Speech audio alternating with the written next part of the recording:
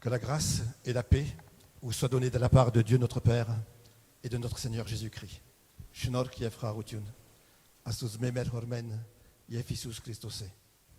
C'est une joie de pouvoir se retrouver encore ce matin pour ce culte. Non seulement vous qui êtes là, assis dans cette église, mais aussi ceux qui nous regardent par l'Internet, puisque à partir d'aujourd'hui, le culte est diffusé dès le début sur Internet. Bon, bonjour aussi à vous qui nous regardez de chez vous. Nous sommes heureux d'être ensemble pour louer et adorer le Seigneur en ce jour de fête des Pères. En ce jour de fête des Pères. Et déjà, je souhaite une bonne fête à tous les papas.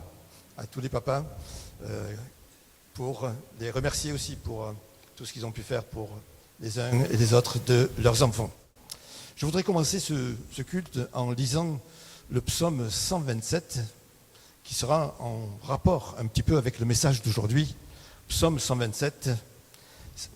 Si l'Éternel ne bâtit la maison, ceux qui la bâtissent travaillent en vain. Si l'Éternel ne garde la ville, celui qui la garde veille en vain. En vain vous levez-vous matin, vous couchez-vous tard, et mangez-vous le pain de douleur. Il en donne autant à ses bien-aimés pendant leur sommeil.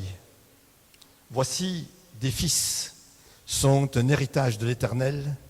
Le fruit des entrailles est une récompense. Comme les flèches dans la main d'un guerrier, ainsi sont les fils de la jeunesse. Heureux l'homme qui en a rempli son carquois. Ils ne seront pas confus quand ils parleront avec des ennemis à la porte. Les fils sont un héritage de l'Éternel. Le fruit des entrailles est une récompense. Et le sujet du culte d'aujourd'hui va concerner notre responsabilité en tant que parents et même en tant que grands-parents ou même en tant qu'oncle, tante, etc., pour nos enfants, nos petits-enfants et les enfants qui se trouvent dans chacune de nos familles. Voir notre responsabilité, parce qu'avec ce que nous avons traversé, et il est important de rappeler aujourd'hui notre responsabilité vis-à-vis de nos enfants, de nos petits-enfants. Mais avant cela, prions. Seigneur notre Dieu, nous voulons te rendre grâce et te remercier pour la joie d'être ensemble, pour vivre ce culte avec toi dans ta présence et pour toi, Seigneur. Si nous sommes là, c'est pour t'adorer, c'est pour te prier, c'est pour t'honorer, c'est pour te bénir, Seigneur, et pour t'écouter. Nous sommes rassemblés, Seigneur, pour te rendre un culte et nous demandons l'aide de ton Saint-Esprit pour que, au travers des chants, au travers des lectures, au travers des messages, eh bien, tu parles à chacun d'entre nous et tu nous bénisses les uns et les autres. Tu nous permettes de grandir, de nous fortifier, de nous enraciner en toi et de t'aimer encore plus. Merci Seigneur de bénir chacun d'entre nous ici présents, mais aussi tous ceux qui nous écoutent par Internet. Que ta bénédiction soit là et que ton onction soit sur chacun, Seigneur, et que chacun puisse palper, Seigneur, ta présence. Merci Jésus, que ton nom soit loué. Amen. Alléluia. Nous voulons continuer par la louange maintenant. Voilà, aujourd'hui nous sommes un peu, ils sont un peu, mais le Seigneur est là et on va ensemble louer le Seigneur. On se met debout pour bénir le Seigneur ensemble. Et en ce jour de fête des papas, je vous propose de fêter notre Père éternel. Et vous savez que ce que Dieu aime par-dessus tout, c'est notre cœur. Au-delà de tout ce qu'on peut faire, c'est vraiment avoir un cœur entier, aimant pour notre Dieu, un cœur d'adorateur. Et nous voulons maintenant accueillir Dieu, sa présence parmi nous et par l'intermédiaire de son Saint-Esprit.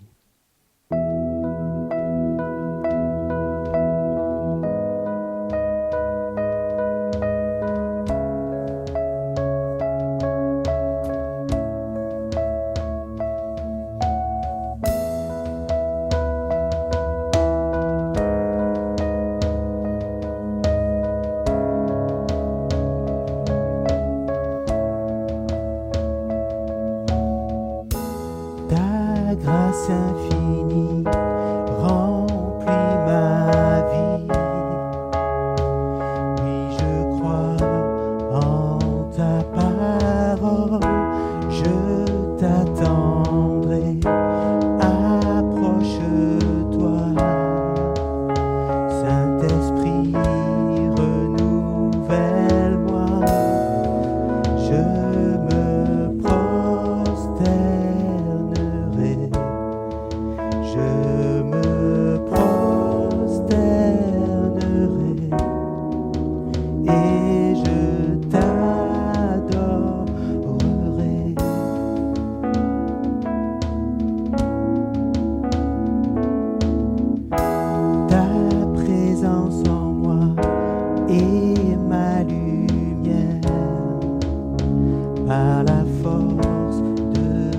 parole.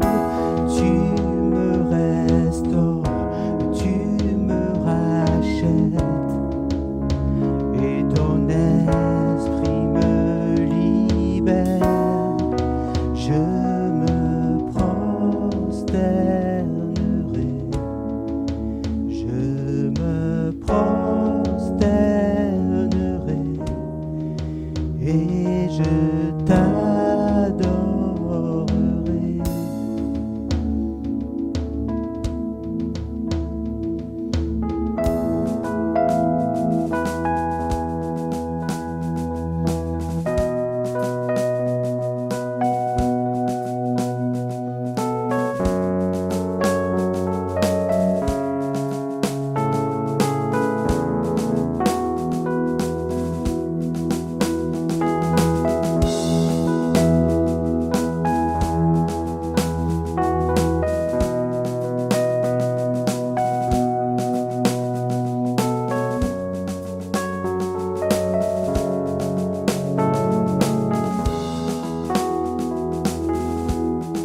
Tu as choisi de tout donner en offrant ta vie sur cette croix.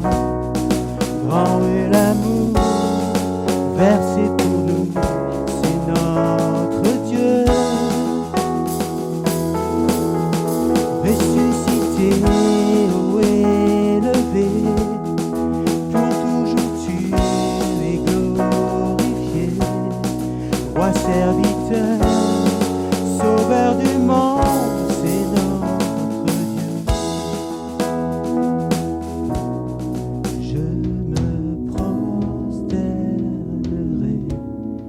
je me prosternerai, et je t'adorerai.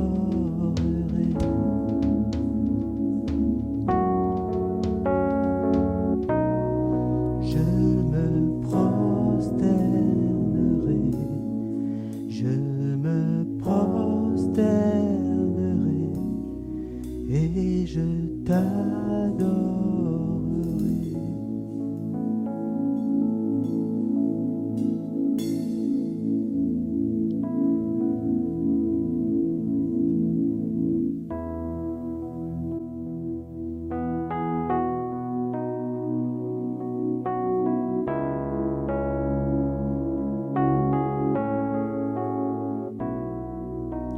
Viens, Saint-Esprit, viens par ton vent, remplir le temple que je suis. Oh, viens, Saint-Esprit, souffle puissant, brise d'amour, courant de vie. Souffle sur moi, souffle sur moi, souffle. Souffle sur moi, souffle sur moi, souffle. Souffle sur moi, souffle vent de Dieu. Viens, Saint-Esprit, viens par ta pluie, mouiller la terre que je suis. Oh, viens,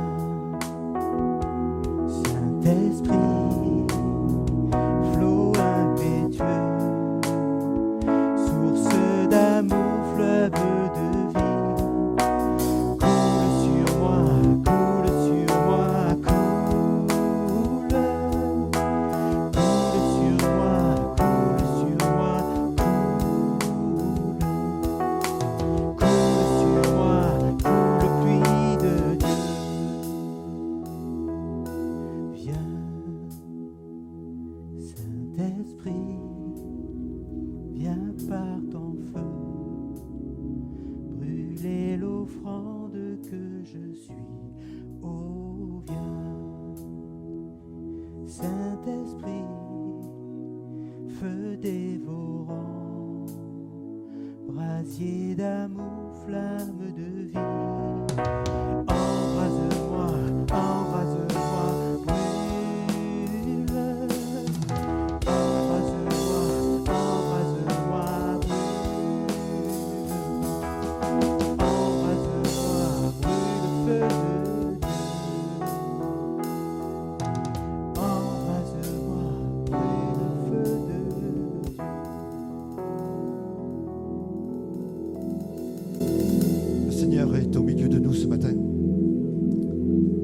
Saint-Esprit est là parmi nous. Et le Saint-Esprit est une réalité. Le Saint-Esprit est une personne. C'est la personne même de Dieu qui est là. On n'en a pas toujours conscience. Et pourtant, il est là avec tout son amour, avec toute sa force, avec toute sa puissance, avec toutes ses bénédictions, toute son action qu'il veut accomplir pour chacun d'entre nous. Le Saint-Esprit est là pour toi ce matin. Tu es unique à ses yeux. Il sait ton cœur, il connaît ton attente. Il sait tes combats, il sait tes peines. Il sait ce que tu passes, il sait par où tu marches. Le Saint-Esprit est là ce matin pour te toucher, pour te faire sentir sa présence maintenant, pour te remplir de son amour, chasser tes doutes, chasser ta fatigue, chasser tes préoccupations et remplir ton cœur. Alors abandonne-toi au Saint-Esprit qui est là maintenant. Donne-toi entièrement, mets-toi entièrement entre ses mains. Laisse-le te toucher. Laisse te toucher là où ça fait mal. Laisse toucher là où dans ton cœur ça fait mal, ou dans ton corps ça fait mal. Laisse-le toucher maintenant. Laisse remplir tes pensées de Dieu lui-même. Laisse-le te bénir maintenant. Laisse-le, dis-lui, Seigneur, Saint-Esprit, viens Saint-Esprit, touche-moi maintenant. Viens Saint-Esprit. Alléluia. Gloire à toi Jésus. Gloire à toi. Au nom de Jésus. Au nom de Jésus. Gloire à ton nom Jésus. Embrase-moi. Embrase-moi, brûle. Embrase-moi, embrase-moi, brûle. Embrase-moi, brûle le feu de Dieu. Embrase-moi, brûle le feu de Dieu. On va continuer ce moment avec une lecture du psaume 98. Psaume 98, qui dit « Chantez à l'Éternel un cantique nouveau, car il a fait des prodiges. Sa droite et son bras saint lui sont venus en aide. L'Éternel a manifesté son salut. Il a révélé sa justice aux yeux des nations. Il s'est souvenu de sa bonté et de sa fidélité envers la maison d'Israël. Toutes les extrémités de la terre ont vu le salut de notre Dieu. Poussez vers l'Éternel des cris de joie, vous tous, habitants de la terre. Faites éclater votre allégresse et chantez. Chantez à l'Éternel avec la harpe, chantez des cantiques, avec les trompettes et au son du cor. Poussez des cris de joie devant le roi, l'Éternel. Que la mer retentisse avec tout ce qu'elle contient, que le monde et ceux qui l'habitent éclatent d'allégresse, que les fleuves battent des mains, que toutes les montagnes poussent des cris de joie devant l'Éternel. Car il vient pour juger la terre, il jugera le monde avec justice et les peuples avec équité. Nous voulons chanter gloire à son nom.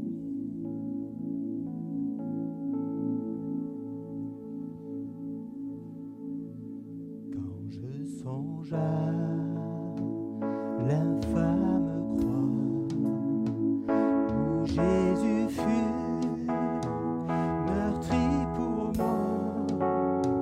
Je vois ses mains, ses pieds percés, mon sauveur au doigt attaché.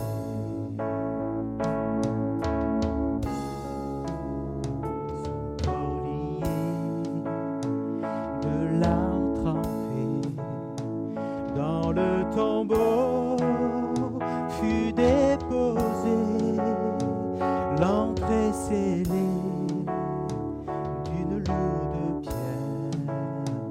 Le Messie seul était laissé.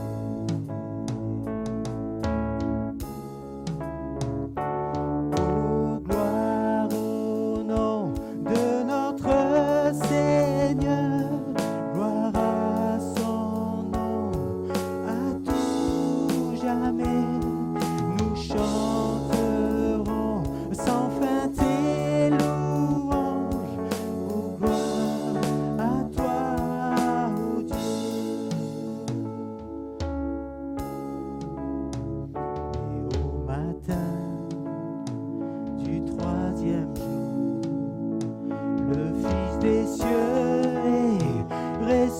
ressuscité. La mort n'est plus, elle est vaincue. Les anges acclament Christ notre roi. Oh, gloire au nom de notre Seigneur, gloire à son nom, à tout jamais. Nous chanterons sans fin tes louanges. Oh, gloire à toi, ô Dieu.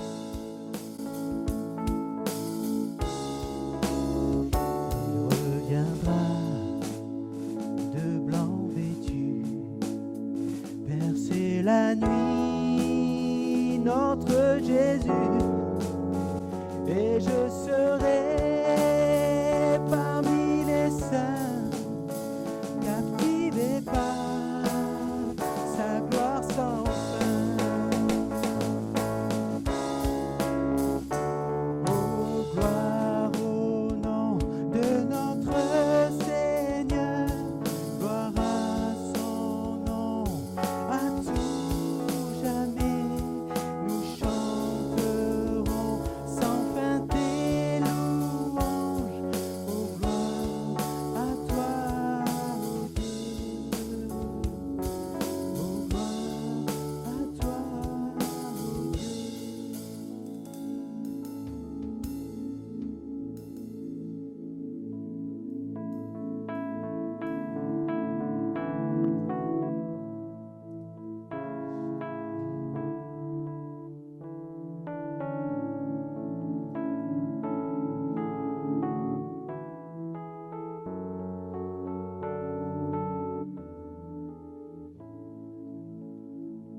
De l'aube au coucher du soleil, tes splendeurs nous émerveillent, et notre cœur d'enfant répond en glorifiant ton nom. Ton nom, comme une tour aux quatre vents, ton nom nous rend fort à chaque instant. Ton nom, que tous les peuples entendent un chant, car aucun autre nom n'est plus grand que ton nom.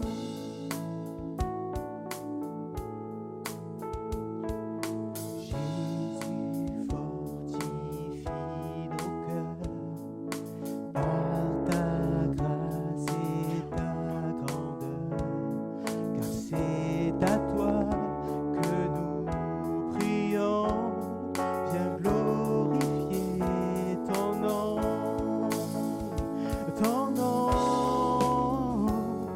comme une cour au vent. Ton nom nous rend fort à chaque instant. Ton nom, que tous les peuples entendent un chant, car aucun autre nom n'est plus grand que ton nom. Comme une tour aux quatre vents, ton nom nous rend fort à chaque instant. Ton nom, que tous les peuples entendent un chant, car aucun autre nom n'est plus grand, car aucun autre nom n'est plus grand, car aucun autre nom n'est plus grand que ton nom.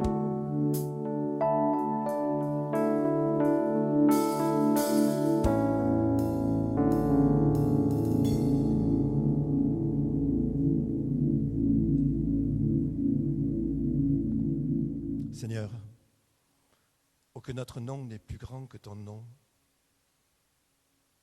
nous t'adorons Jésus. Nous t'adorons et nous te bénissons notre Dieu. Merci parce que tu règnes, tu es le souverain, tu es le roi, tu es notre Dieu. Nous te bénissons Seigneur. Et je prie maintenant pour que tu ouvres nos cœurs et nos esprits. Seigneur, tu continues à ouvrir nos cœurs et nos esprits à ta voix. Seigneur, pour que tout au long de ce culte, nous puissions, chacun d'entre nous, entendre ta voix, comprendre ton cœur et être bénis ensemble. Loué sois-tu, Jésus. Amen. Amen. Vous pouvez vous asseoir. On va lire un passage de la Bible qui se trouve dans le livre du Deutéronome au chapitre 6. En passant, je salue les ados qui nous quittent. Que Dieu vous bénisse, les ados. Que Dieu vous bénisse. Nous allons lire un passage dans Deutéronome chapitre 6, les versets 1 à 9. Deutéronome 6, les versets 1 à 9. Voici les commandements, les lois et les ordonnances que l'Éternel, votre Dieu, a commandé de vous enseigner, afin que vous les mettiez en pratique dans le pays dont vous allez prendre possession, afin que tu craignes l'Éternel ton Dieu en observant tous les jours de ta vie, toi, ton fils et le fils de ton fils, toutes ces lois et tous ces commandements que je te prescris, et afin que tes jours soient prolongés. Tu les écouteras donc, Israël, et tu auras soin de les mettre en pratique, afin que tu sois heureux et que vous multipliez beaucoup, comme te l'a dit l'Éternel, le Dieu de tes pères, en te promettant un pays où coule le lait et le miel. Écoute Israël, l'Éternel notre Dieu est le seul Éternel. Tu aimeras l'Éternel ton Dieu de tout ton cœur, de toute ton âme, de toute ta force. Et ces commandements que je te donne aujourd'hui seront dans ton cœur. Tu les inculqueras à tes enfants, et tu en parleras quand tu seras dans ta maison, quand tu iras en voyage, quand tu te coucheras et quand tu te lèveras. Tu les liras comme un signe sur tes mains, et ils seront comme des frontaux entre tes yeux. Tu les écriras sur les poteaux de ta maison et sur tes portes. Que Dieu bénisse sa parole.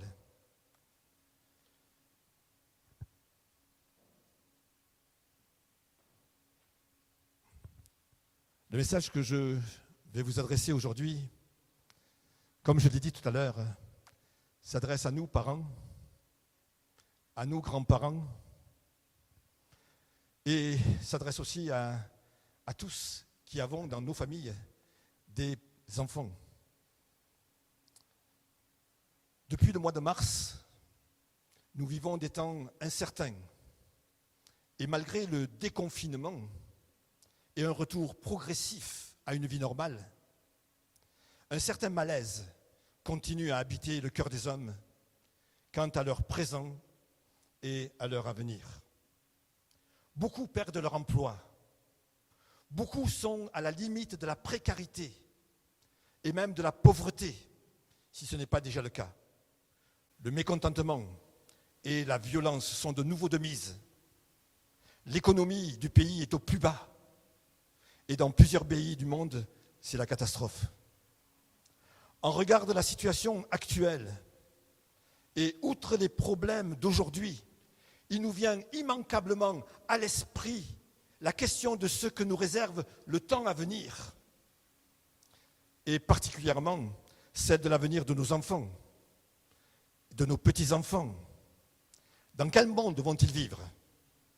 Quel avenir ont-ils? Que vont-ils devenir? Quel héritage allons-nous leur laisser? Mis à part notre volonté à continuer à faire notre possible pour qu'ils réussissent dans la vie, il est important de nous souvenir que c'est un héritage spirituel que nous sommes d'abord appelés à leur laisser.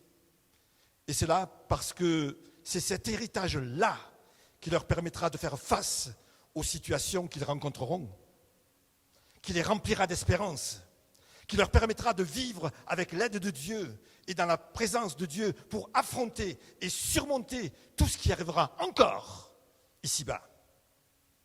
Nous sommes appelés à leur faire connaître la source qui ne tarit pas, le pain qui rassasie véritablement, la vraie lumière, le vrai chemin, la vraie vie et le vrai sens de la vie pour qu'ils connaissent la paix et soient remplis de l'assurance du salut éternel. Ce message est pour chacun d'entre nous aujourd'hui. Mais d'abord, je voudrais dire que les enfants sont des cadeaux de Dieu, sont des cadeaux que Dieu nous fait. Dans le livre de la Genèse, nous lisons « Dieu créa l'homme et la femme, Dieu les bénit et Dieu leur dit « Soyez féconds et ayez des enfants, remplissez la terre ». Ces paroles nous montrent que les enfants sont les fruits de la bénédiction de Dieu. Lorsque Dieu a béni Adam et Ève, cette bénédiction s'est manifestée par leur faculté d'avoir des enfants. Il y a une relation de cause à effet entre la bénédiction et son fruit. La bénédiction de Dieu est donc une grâce, un cadeau que Dieu offre à sa créature, une faveur qu'il lui accorde. Ainsi, les enfants sont des cadeaux de Dieu ou des grâces de Dieu que Dieu accorde à l'homme pour sa joie et pour son bonheur. D'autre part, le fruit de la bénédiction de Dieu est étroitement lié à la personne même de Dieu. Dieu se réjouit en effet des bénédictions qu'il accorde aux hommes. Ainsi, les enfants, fruits de la bénédiction de Dieu, qui sont donnés à l'homme pour sa joie, font aussi la joie de Dieu. Dieu les aime et il s'en préoccupe. Ils sont précieux à ses yeux. Dans l'évangile de Marc, nous voyons Jésus accueillir les enfants et les prendre dans ses bras. Nous les voyons chérir les enfants. Il les a aussi pris comme des exemples d'humilité pour ses disciples. Il a même averti des conséquences que subiraient ceux qui les maltraiteraient et les mépriseraient. Parce que les enfants sont les fruits de la bénédiction de Dieu, Dieu veille sur la manière dont nous allons, nous, en prendre soin. Parce que Dieu aime les enfants, il désire aussi leur salut, il veut qu'ils soient sauvés. En effet, le péché commis par Adam et Ève a été la source de la contamination de l'humanité entière. Les enfants ne naissent pas purs. Sans qu'ils n'aient jamais péché, leur nature contaminée dès leur naissance à la vie va porter des fruits, très vite ces fruits. Remarquons que les thèmes du mensonge, de la colère, de la triche, du vol ne font pas partie de l'enseignement dans les écoles. Et pourquoi ? Eh bien, parce qu'on n'a pas besoin d'enseigner les enfants à voler, ou à tricher, ou à être méchants. C'est naturellement qu'ils ont cela. C'est Job qui nous enseigne cette vérité. Il dit, comment de naître souillé sortira-t-il un homme pur ?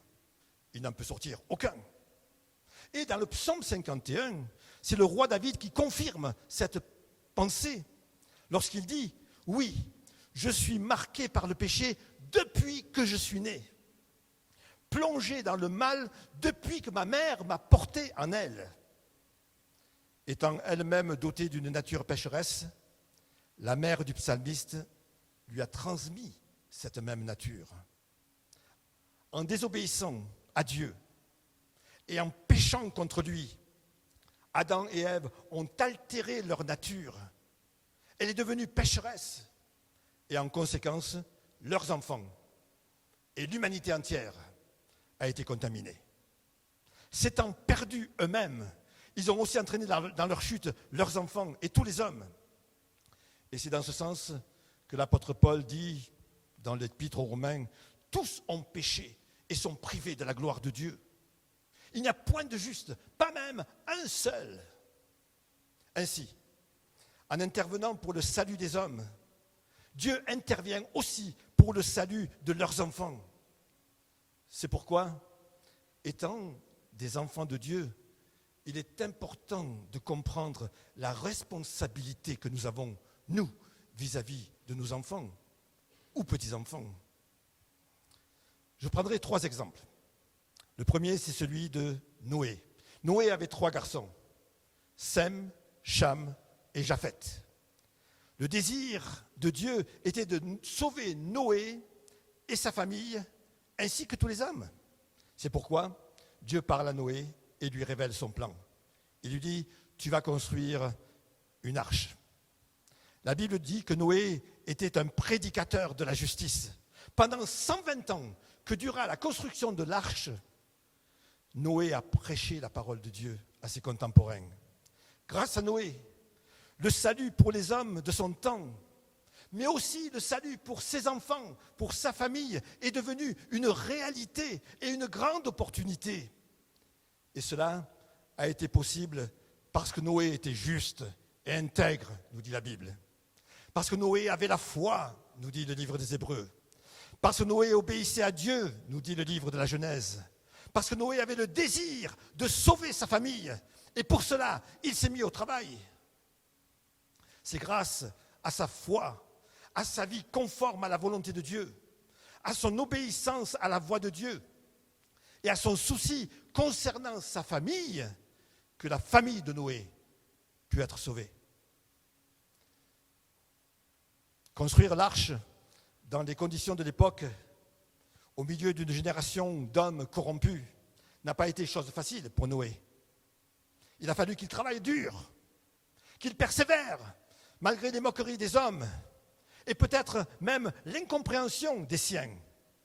Mais sa récompense a été que son épouse, ses fils avec leurs femmes, ont été sauvés. Prenons l'exemple de Lot. Lot avait 2 filles. 2 filles qui étaient mariées. Et la famille habitait la ville de Sodome que Dieu avait décidé de détruire. Mais Dieu désirait sauver Lot et sa famille. Et dans ce but, il envoie 2 anges afin de permettre à Lot et à sa famille de quitter Sodome avant sa destruction. C'est grâce à Dieu.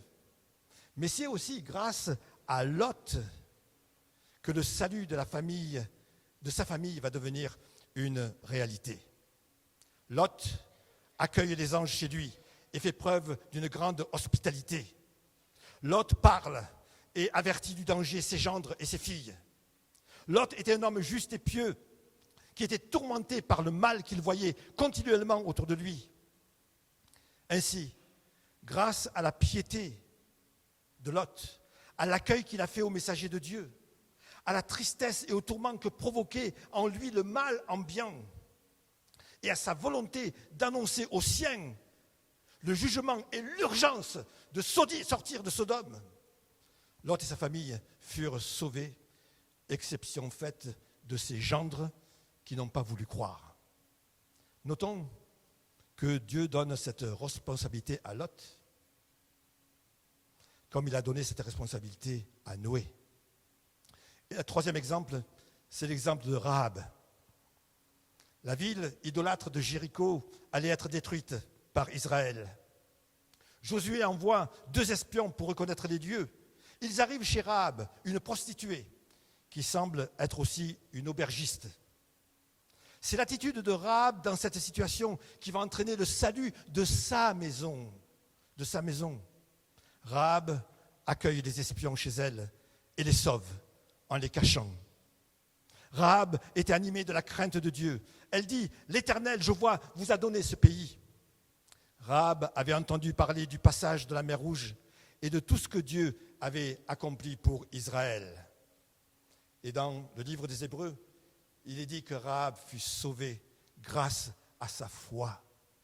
Et dans Jacques, que cette foi s'est concrétisée en œuvre lorsqu'elle a accueilli les espions et qu'elle les a fait partir par un autre chemin. Rahab va aussi obéir aux espions en mettant un cordon rouge à sa fenêtre et en invitant tous les membres de sa famille à se réfugier chez elle. C'est tellement important. Elle a invité tous les membres de sa famille à se réfugier chez elle. Ainsi, grâce à sa crainte de Dieu, à sa foi, à l'accueil des espions, à ses œuvres, à son obéissance et à l'invitation faite aux siens de se réfugier dans sa maison, Rahab et sa famille furent sauvés. Rahab et sa famille furent sauvés. Ces 3 exemples nous montre que pour rendre le salut accessible à nos enfants et aux membres de nos familles, il y a des conditions, mais également une grande responsabilité qui nous incombe à nous qui sommes enfants de Dieu, parents et grands-parents.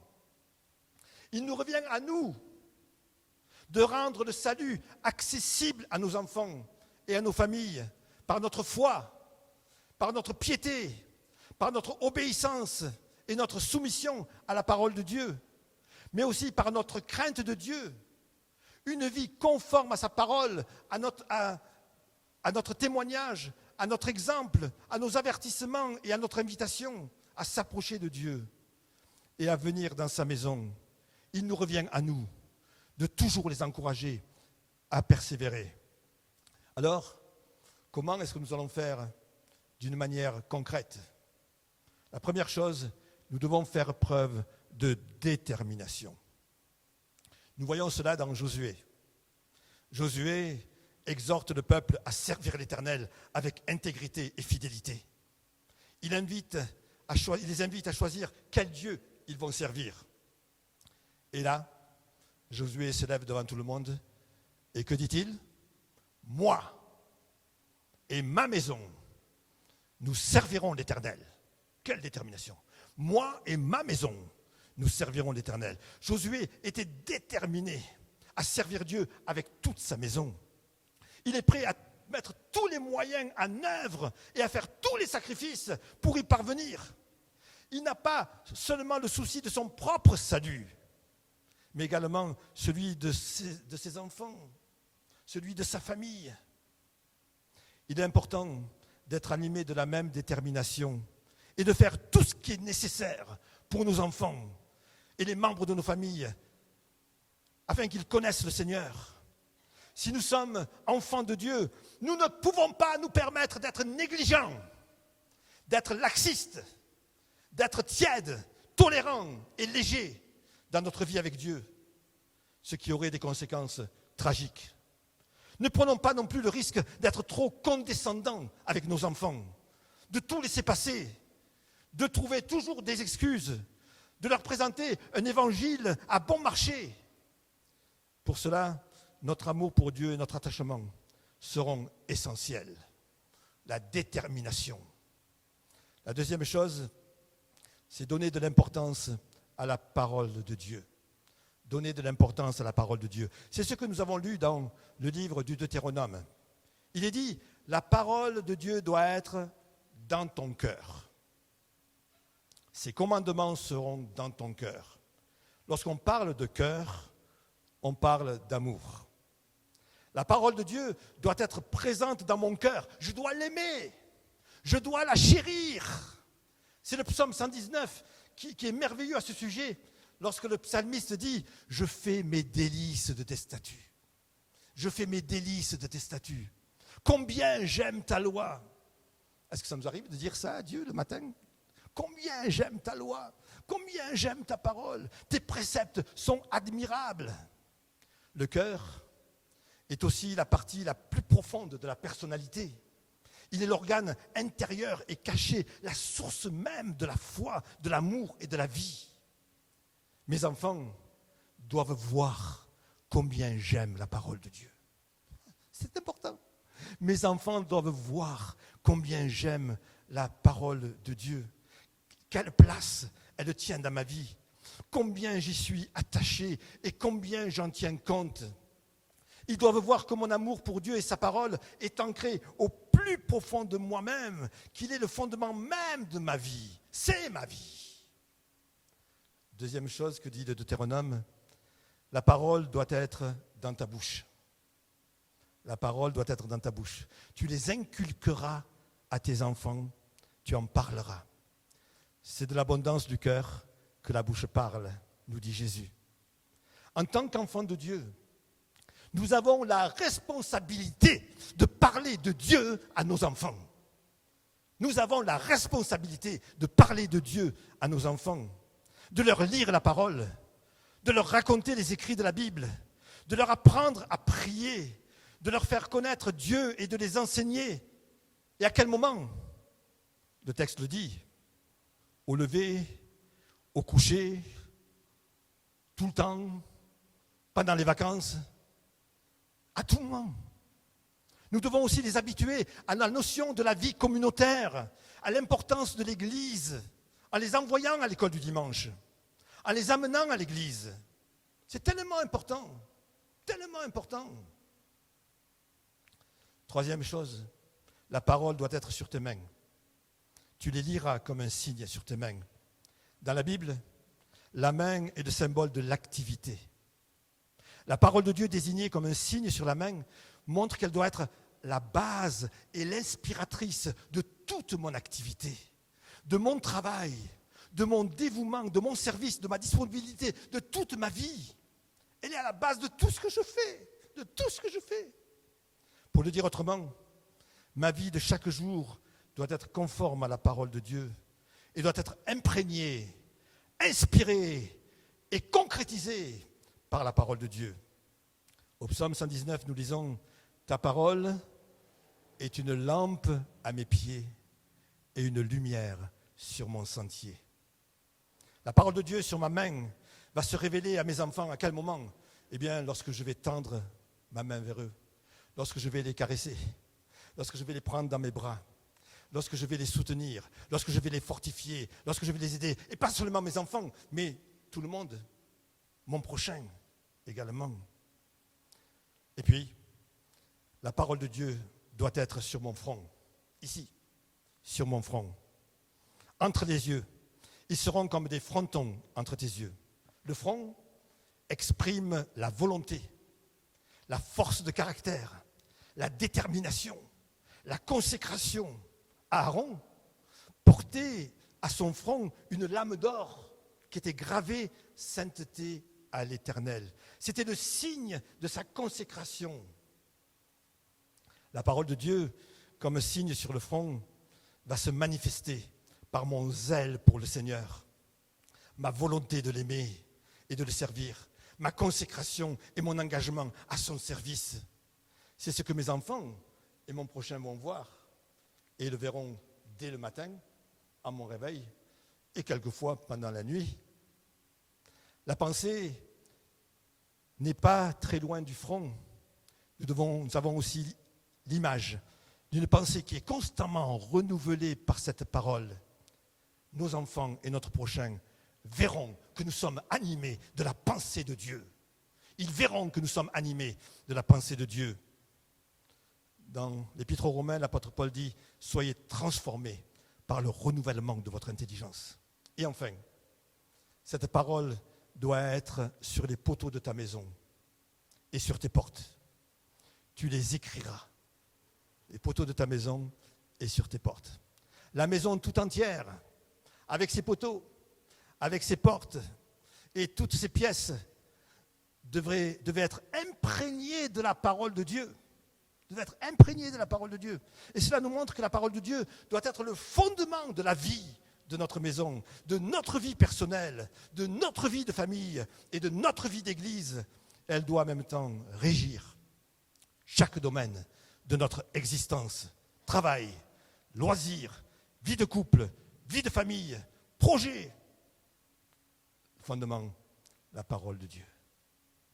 Je termine en disant, mes chers frères et sœurs, chers internautes qui écoutez ce message, c'est à nous, enfants de Dieu, que le Seigneur donne la responsabilité de faciliter à nos enfants et à nos proches l'accès au salut.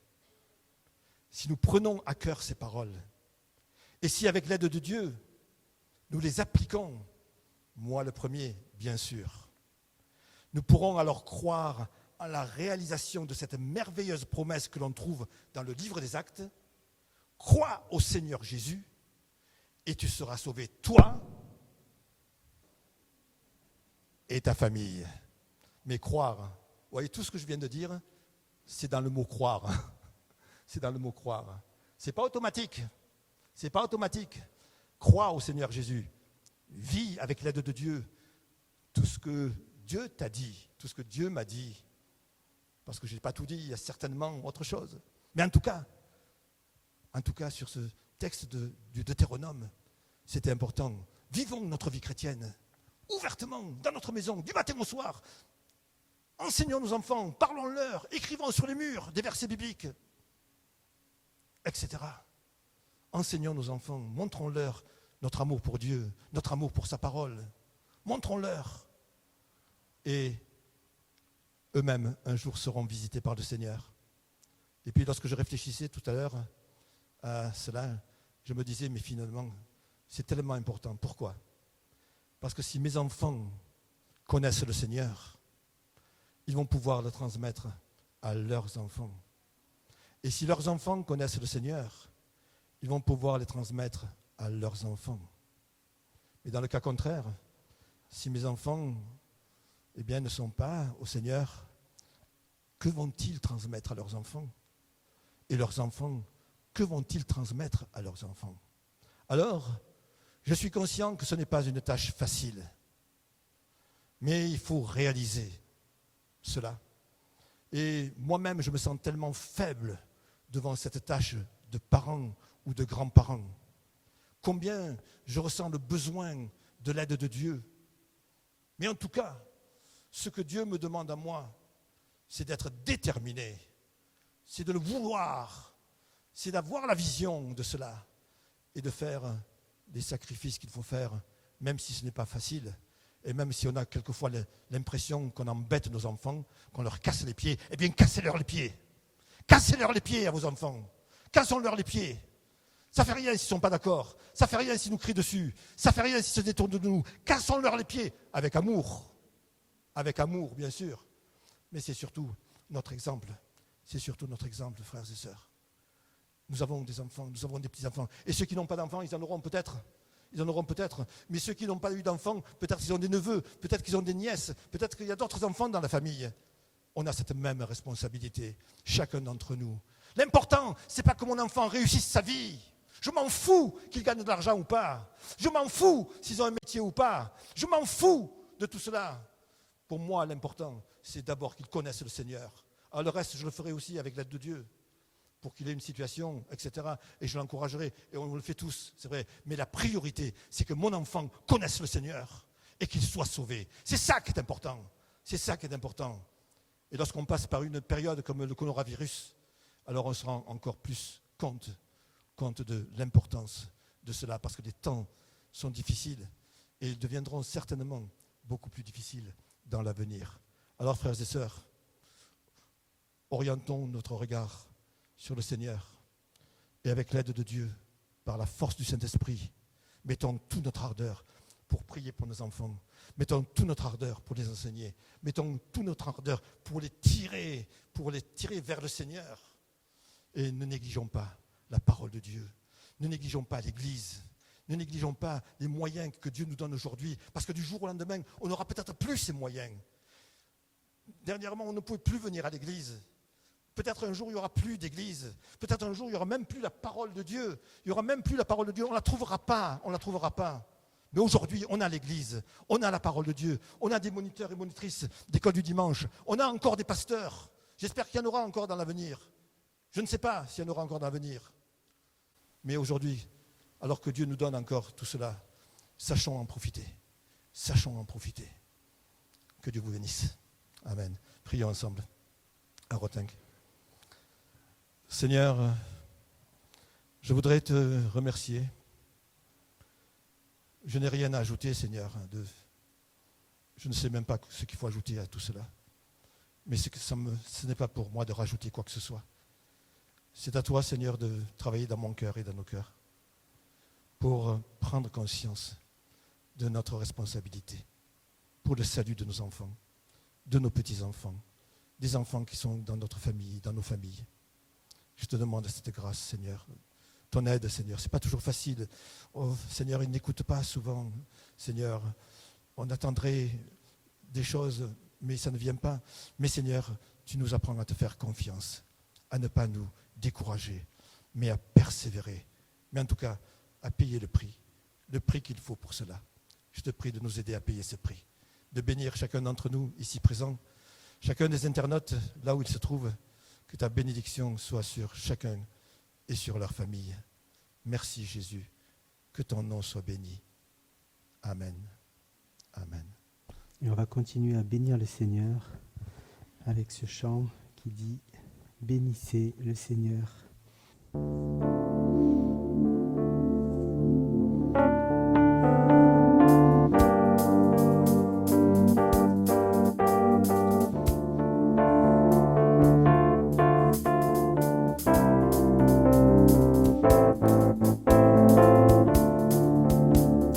Bénissez le Seigneur, vous tous serviteurs du Seigneur, vous donnez dans la maison de Dieu, durant les heures de la nuit. Bénissez le Seigneur. Bénissez le Seigneur, vous tous serviteurs du Seigneur, qui vous tenez dans la maison de Dieu, durant les heures de la nuit. Levez vos mains vers lui. Levez vos mains vers lui et bénissez votre Dieu. Que le Seigneur soit béni de Sion, lui qui fit les cieux et la terre. Levez vos mains vers lui et bénissez votre Dieu. Que le Seigneur soit béni de Sion, lui qui fit les cieux et la terre. Bénissez le Seigneur. Bénissez le Seigneur, vous tous serviteurs du Seigneur, qui vous tenez dans la maison de Dieu, durant les heures de la Bénissez le nuit. Seigneur. Bénissez le Seigneur, vous tous serviteurs du Seigneur, qui vous tenez dans la maison de Dieu, durant les heures de la Levez vos mains vers lui. Levez vos mains vers lui, bénissez votre Dieu. Que le Seigneur soit béni de Sion, lui qui fit les cieux et la terre. Levez vos mains vers lui, bénissez votre Dieu. Que le Seigneur soit béni de Sion, lui qui fit les cieux et la terre. Lui qui fit les cieux et la terre. J'ai dans mon cœur une pensée pour tous les parents, maman, papa, qui ont l'impression d'être passés à côté, qui ont l'impression que ça n'a pas marché, qui ont l'impression d'avoir raté quelque chose. Et de la part du Seigneur, je voudrais vous dire, ne soyez pas découragés. Ne soyez pas découragés. Celui qui accomplit le miracle dans le cœur des hommes et de nos enfants, ce n'est pas nous, c'est le Seigneur. Mais aujourd'hui, si tu as compris ta responsabilité, ma responsabilité, si nous avons compris cela, alors prenons un nouveau tournant. Prenons un nouveau tournant. Le Seigneur te dit, c'est encore possible. Tout n'est pas terminé. Tout n'est pas fini parce que je t'aime, j'aime tes enfants et je suis puissant. Et je peux tourner leur cœur. Mais toi, suis mon chemin. Brille de ma lumière. Sois devant tes enfants ce témoignage vivant. Et moi, je vais faire le reste. Alors je te le dis de la part du Seigneur, ne sois pas découragé. Ce n'est pas trop tard.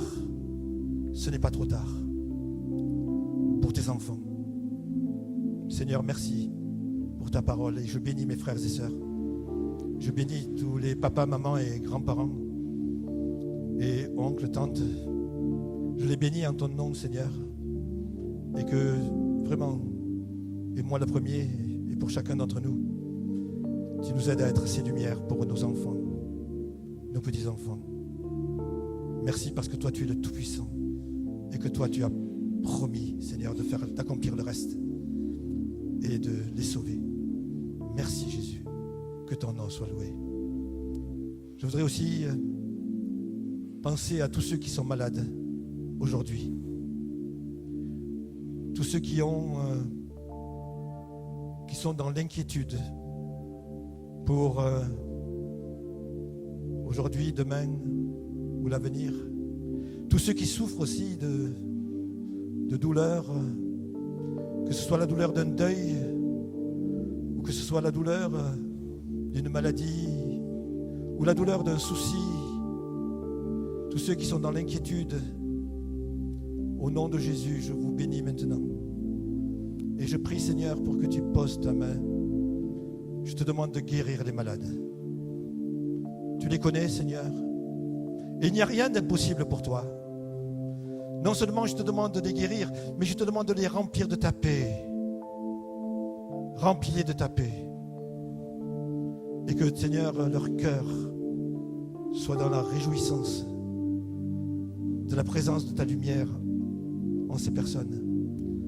Bénis-les maintenant. Bénis-les, visite-les, encourage-les, soutiens-les, fortifie-les, relève-les, guéris-les. Seigneur, et cela pour ta seule gloire. Levez vos mains vers lui. Bénissez votre Dieu. Que le Seigneur soit béni de Sion, lui qui fit les cieux et la terre. Lui qui fit les cieux et la terre.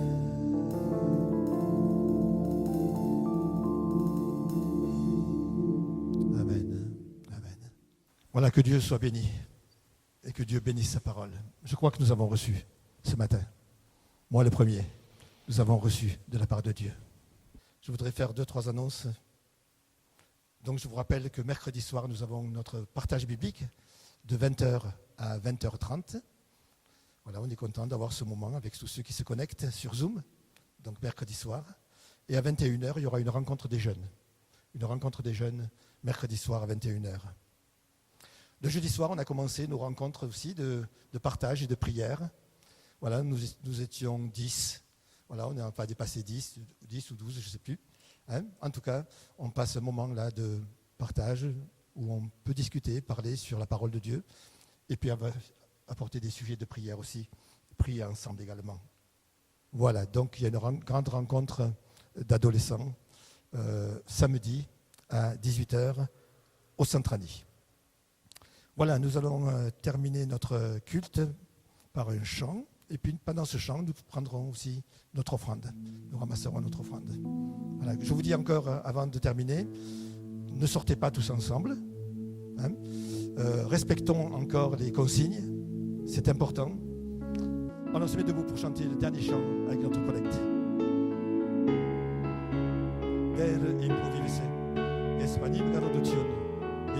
Le Seigneur est mon berger, je ne manquerai de rien.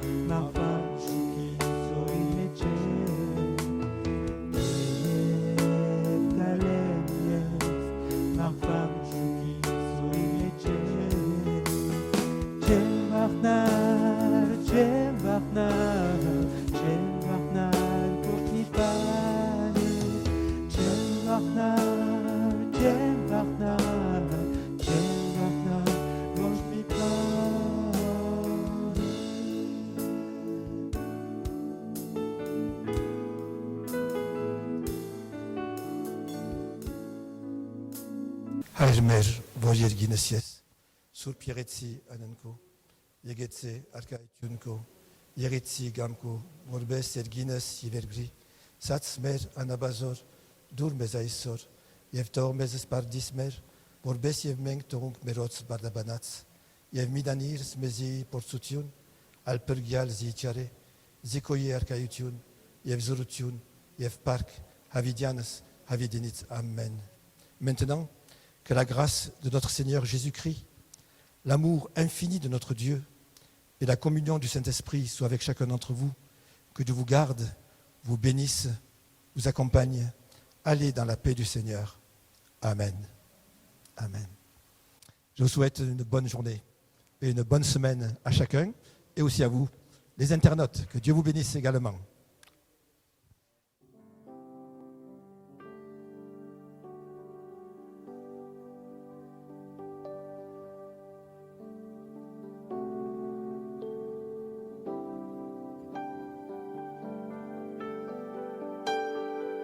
Au-dessus des puissances, au-dessus des rois, au-dessus de la nature et de la création.